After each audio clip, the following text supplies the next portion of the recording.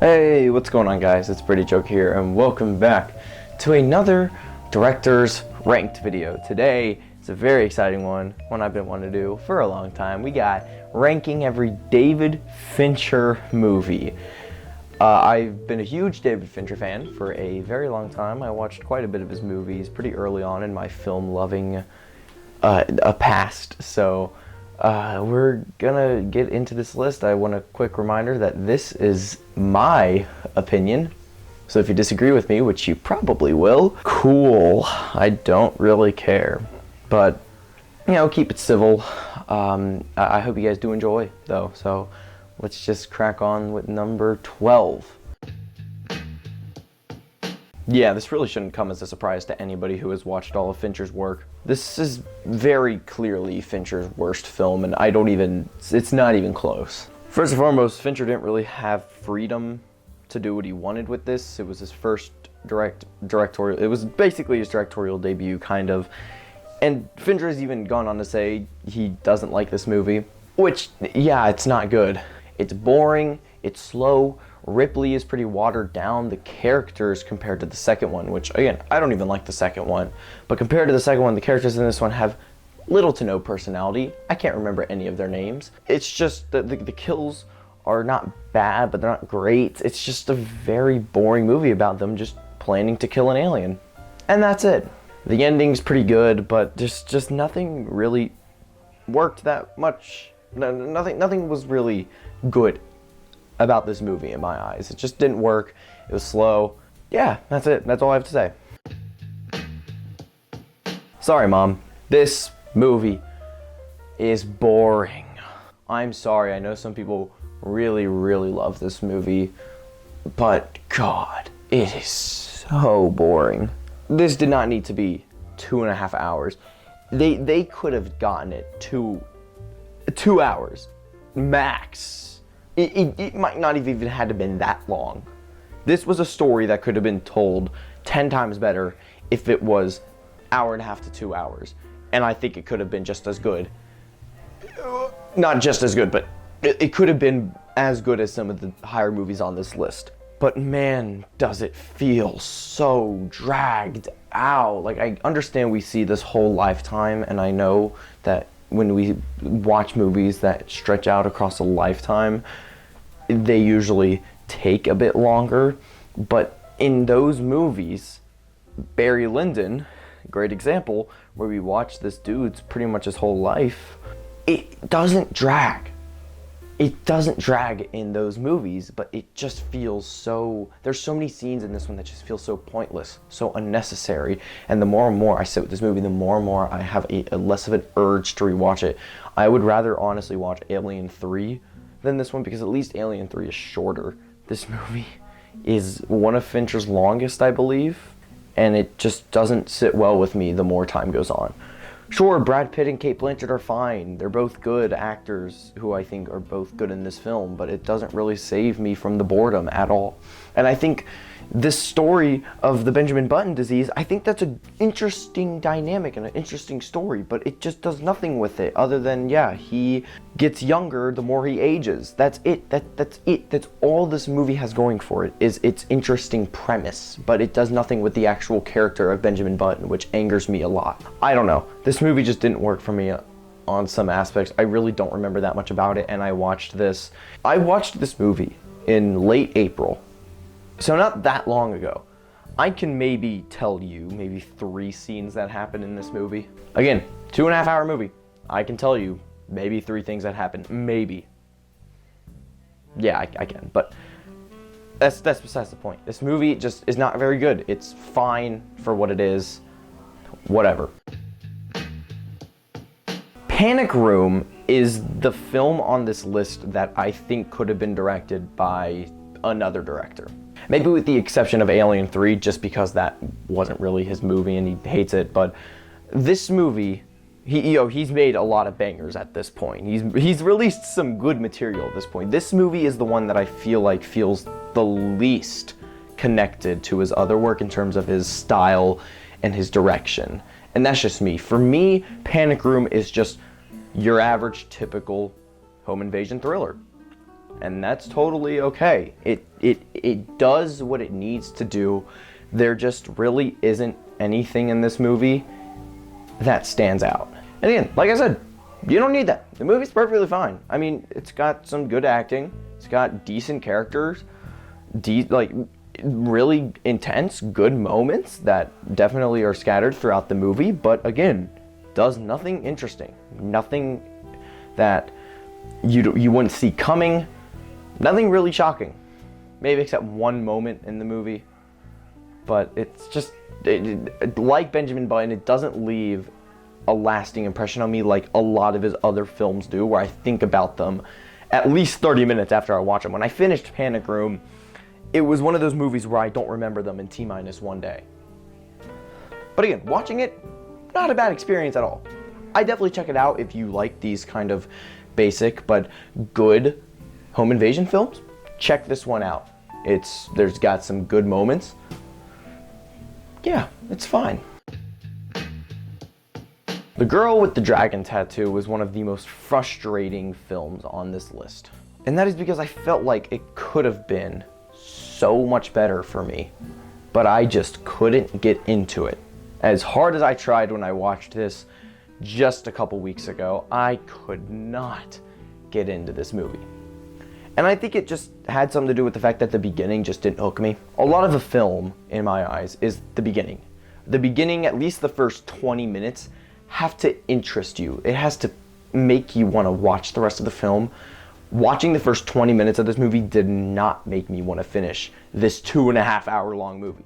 However, once you do hit that hour, as soon as Daniel Craig and Rooney Mara start doing their thing together and start working together, it's great. It's a good movie. I was invested. I enjoyed seeing them work together and grow closer together. These two unlikely people start to bond.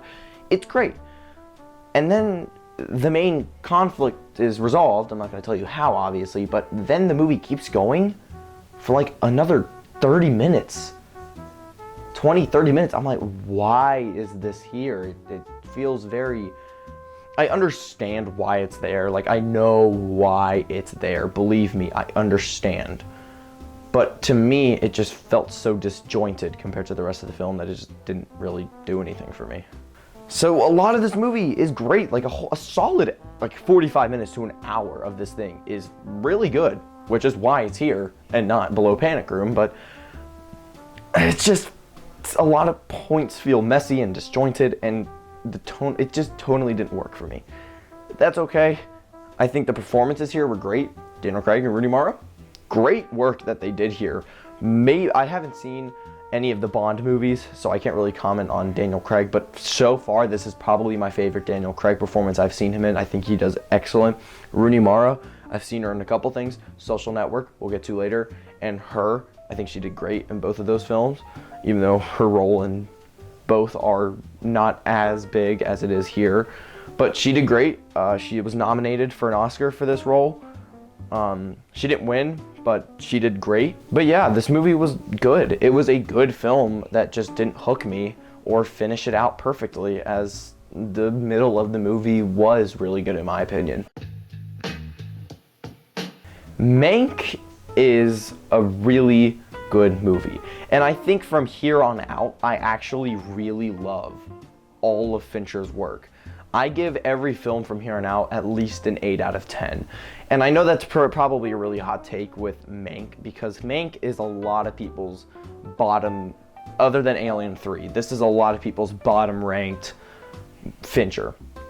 And for me, I don't personally see it. A lot of people think this story is really dull and unexciting. I was really invested and was really interested in where this thing was taking me, and I enjoyed the journey that it took me. I think Gary Oldman's performance was great. I thought it was really interesting, really fun to watch, as well as I loved what they did making this movie feel like it was from the 40s. It's in black and white, and the audio is tweaked to where it sounds like a film that you would watch in the 1940s. It's so good. There's a lot of great work with the shots in this one. I noticed a lot of angles that I really enjoyed looking at. The lighting, the black and white cinematography feels really necessary here. It's not like one of those black and white films like something like maybe Roma, where the black and white cinematography just doesn't really make anything stand. It just doesn't really add anything to the film. I felt like this movie had to be done in black and white or it wouldn't have worked. I felt like it was a bit too long. I felt like it could have been cut down maybe 10 or 20 minutes, but other than that, I really didn't have as much of a problem with this as a lot of people do. I just find his other works to be a bit more engaging and more interesting than this one. This one had less to say than his other films that I have above it, and that's really the only reason why it comes in at number 8. Okay, here it is, The Killer, David Fincher's most recent work, and I really loved it. It just, for me, I understood what it was trying to do, diving into the psyche of this dude who is supposed to be this zero emotion, zero sympathetic dude who just is a killer. And to me, the movie accomplishes this. It accomplishes it really well. Towards the end, it's definitely a very gradual change. Now, there are many interpretations with the way that this movie handles it, but for me, it was at the end when he is thinking back on it, he's feeling more and more guilty gradually throughout the film, and I think it was handled really well. This movie is violent, by the way. I was not expecting it to be as well shot with the fight scenes, and just the kills in this thing are pretty gruesome. Probably the most violent Fincher movie, to be honest. Maybe apart from Seven, but I don't know. I probably shouldn't say this in a video, but the Smiths, I'm a personal fan of the Smiths. Like, I do like them. They're a good band. So that was nice. Soundtrack kind of ruled here.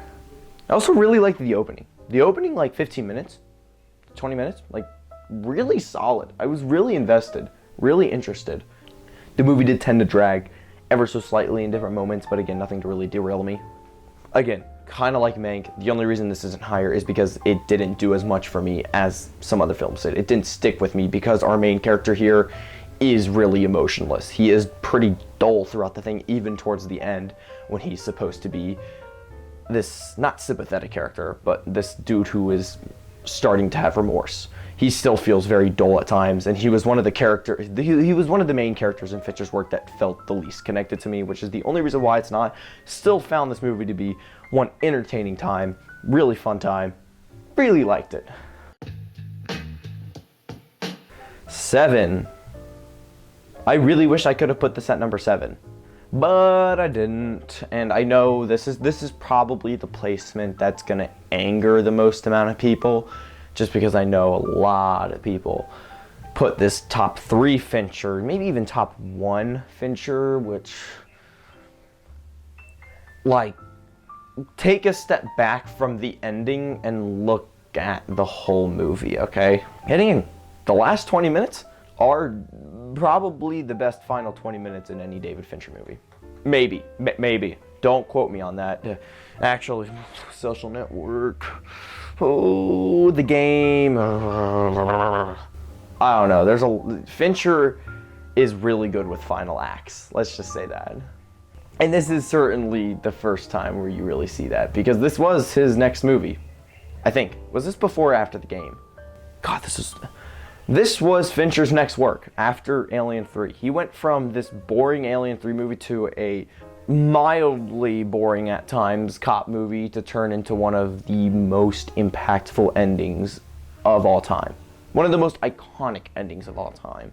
What's in the box? I mean, that's a line for the ages. I mean, everybody knows what's in the box. Like, come on. The reveals, the 7 deadly sins. That's such a smart allegory for the film. Watching Morgan Freeman and Brad Pitt deteriorate into not insanity but obsession is really, really good. Again, like I said, it is mildly boring at times when I just kind of wanted to get on my phone and skip this part. But again, I had a great time watching this. It's the only Fincher that I haven't seen in like a long time. I watched this thing back in 2022, so this was my first Fincher. Well, technically it was my second, but one of my earlier Finchers. I really loved it. Thought it was great. Alright, this is another pick that a lot of people would probably be mad at, because I know some people do also put this towards the bottom of the Fincher list. But The Game, to me, was just such a fun ride from beginning to end. I loved everything about it. Also, before I go any further, while I'm thinking about it, Michael Douglas sounds just like Howard Hamlin from Better Call Saul. I'm telling you, he sounds just like it. I'm not going crazy. I am not crazy! Shut up, I know that was Chuck, but yes, The Game. Talk about a final act, am I right? This movie just has you thinking about so much. Every little thing in this movie is important. Every character is important and comes back. It's just so good. I love these types of movies where you don't know what is going on until the end. I love these types of movies where it's such a bizarre film and you question what is real and what's not throughout the whole thing, and you don't know what anything is true and what's a lie until the ending. And I love it. I was never bored. It never got, I was never taken out. At this point, I love every film. I consider these to be very high 8s to low 9s from here on out. But I just think at this point on the list, it's just a matter of which ones I liked a bit more than others. And for me, this was the bottom of that list, but I love everything about The Game. Michael Douglas's performance, Sean Penn was really good. A really fun time. Loved it a lot. Definitely recommend. One of his more underappreciated works other than Mank. But yeah, I love The Game so much. Go check it out. Really fun time. Alright, so Zodiac is another cop obsession movie, just like Seven, except I think it's better. You really see, I think this movie is longer than Seven, so you get a lot more of a deep dive into these cops' mental health and their psyche, and I think the deterioration of that mental health and psyche is done better in this film than it is in Seven. I love obsession movies like this, where your characters are just so obsessed with something that they start to lose themselves. I love films like that. It's such an interesting look into humanity and humans as a whole. And I think this film did that perfectly. And no, he's not from Cold Case, okay? It's a bit of a joke, but anyways. So this is a true story. I think David Fincher is really good at telling these true stories. Some of the better, I wouldn't really call this a biopic. Not really, because it's kind of about three dudes. But I think this is a really well done true story film that just is very haunting at times. That basement scene had my heart beating. It had me on the edge of my seat. The tension that Fincher is able to build up in not just that scene alone, but in many scenes of this film is fantastic. The mystery of it all, the unknown, because the Zodiac Killer, people my age, yeah, you know who the Zodiac Killer is, but you don't really understand the whole thing. And I know there's probably so much more that I don't know about this case, but watching this movie was a great experience because I learned so much. I think that's great. Fincher was able to really take this situation that some people might not know a lot about and really fill you in on the spark notes of what happened, and you don't have questions about it. It's well made, so well made. It's well shot. I mean, it's acted really well. Jake Gyllenhaal gives maybe my favorite performance of his. I really enjoyed this one a lot. Gone Girl. Gone Girl is amazing. This movie is amazing. I don't want to tell you things because this is a movie that is really hard to talk about without getting into the nitty-gritty. But all I can say is that it is such an interesting look at right and wrong, where, yeah, these people, even though some people, I'm not going to name names because I don't want to give away anything about this movie. If you have not seen it, go watch it. Some people in this movie are not good, but then things that happen to them are not deserved at all. And in fact, the people who are doing them, who you're supposed to feel bad for, are in fact the ones that I think are evil. And it's this really weird mind game that this movie plays with you. It's a great whodunit. It leaves you on the edge of your seat. It's brilliant as holy heck, shot beautifully, acted perfectly. Ben Affleck's best performance I've seen him in, easily Ben Affleck's best performance I've seen. I'm a huge fan of this movie. It's great. I love it. And The Social Network is this is technically a biopic about Mark Zuckerberg and the creation of Facebook and the intricacies and the complexities and the conflicts that this came with. It's just brilliant. That's all I have to say. It's a borderline 5-star in my eyes. It really is near flawless. It's very creatively and well made. The acting is incredible. Andrew Garfield's best performance, probably Jesse Eisenberg's best performance. It's just incredible. And the reason why I mentioned Andrew Garfield's name first is because Andrew Garfield is the standout in this movie for me. Every scene that he is in, he steals as Eduardo. His emotion, his dialogue is just so good, especially those final 20 minutes. Good Lord, it's incredible. Mark Zuckerberg in this movie is literally a genius. Mark Zuckerberg is a genius. He is. But yet, you cannot help but be like, dang, he's kind of the badass because he's so smart that he outsmarts all of these people, but he's not doing it in a good way. He's outsmarting these people to gain himself and make others lose. And while, yeah, he's so smart and it's interesting to see how smart someone is, some people can take that and use it to their advantage in all the wrong ways, which is exactly what Mark Zuckerberg embodies. And I think taking a look at that was a perfect choice for Fincher. The film has a very dark tone. It's very tonally. Just, you wouldn't think that a movie about Facebook would be tonally dark, but it is. And I love that. It's not messy, it's not confusing, it's brilliant. If you haven't seen The Social Network, I cannot recommend it enough. It is near flawless. And to a movie that I do think is flawless is Fight Club. I don't care. Call me basic, call me a film bro, call me anything you want. I know it's embarrassing these days to love Fight Club, but I don't care. Fight Club, to me, is what got me into film again. I loved film for a long time. Back in 2019, I watched a lot of movies.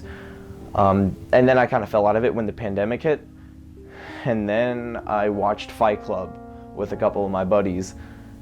And my love for film was just, it was sparked again. I rewatched it last August, or I guess this August, but I rewatched it in August.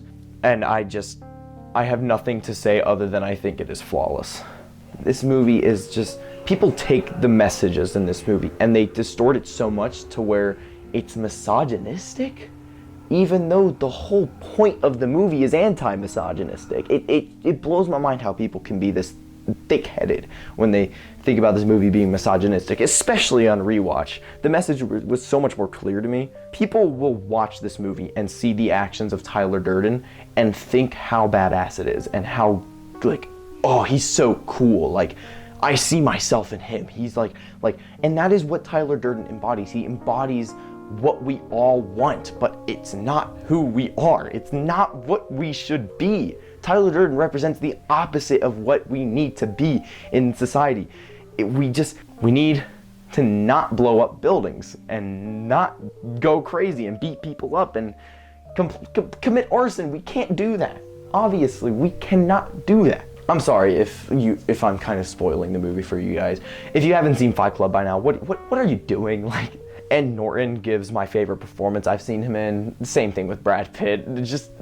Fincher brings out the best in actors in my eyes. And I think Ed Norton's performance here is very underlooked compared to Brad Pitt's, because obviously everyone loves Tyler Durden and his performance, but I think Ed Norton is very underlooked and underrated in this film. I think his performance is maybe not as good as Brad Pitt's, but literally just like, it's right there. The ending, iconic. The ending is iconic to this film. The beginning, the middle, the beginning, the middle, end. It's all perfect in my eyes. There's not a single scene that drags.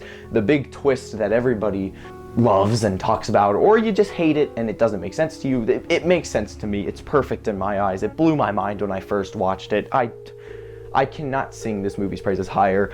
I literally have a Fight Club poster. So I don't care if you look at me weird for loving this movie. I really don't, but Fight Club will always hold a special place in my heart, and in my opinion, it is undoubtedly Fincher's best. In fact, it is in my top 3 favorite movies of all time.